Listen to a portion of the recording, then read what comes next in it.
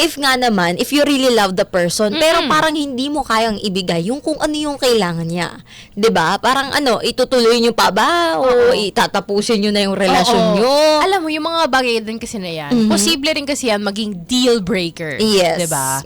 There are moments in time na okay kayo talaga eh. Tapos bigla magkakaroon ng challenge na parang hindi talaga kayo magkasundo sa isang bagay. And alam mo, yung sitwasyon ni Maki at ni Sheila, ganyan na ganyan, pwede siyang make or break moment nila as a couple. Kasi tingnan mo, 'di ba? Sabi nga ni Maki, natatakot siya na maboboard si Sheila sa relasyon nila.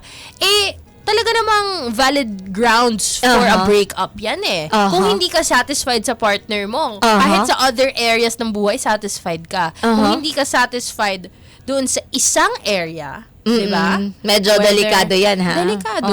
Talaga naman delikado. Kailangan kasi in sync kayo. Kasi human nature yan eh. At syempre, dapat talagang napupunan nyo kung ano ba yung pangangailangan ng bawat isa. Hindi lang laging ikaw yung nagre-receive.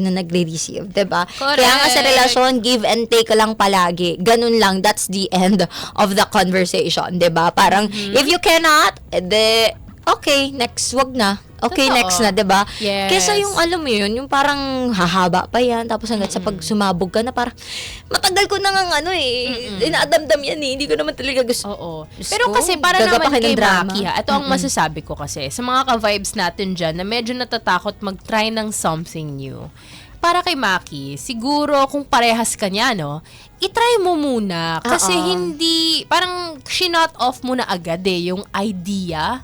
'Di ba? Yung tipong parang hindi mo pa nga nasusubukan, yung partner mo komportable na sabihin sa'yo kung anong gusto niya. And sa mga kalalakihan dyan, or actually even sa girls, agree ba kayo, na pagka ang girl humingi ng something, talagang mahirap siya gawin. So for si Sheila, to tell Maki na may gusto siyang ganyang bagay. Iba ang confidence. Hindi lang confidence, yung trust, yung I'm sure pinag-isipan niya ni Sheila ng matagal-tagal. Kasi, baka hindi gusto ni Maki yung ganitong babae.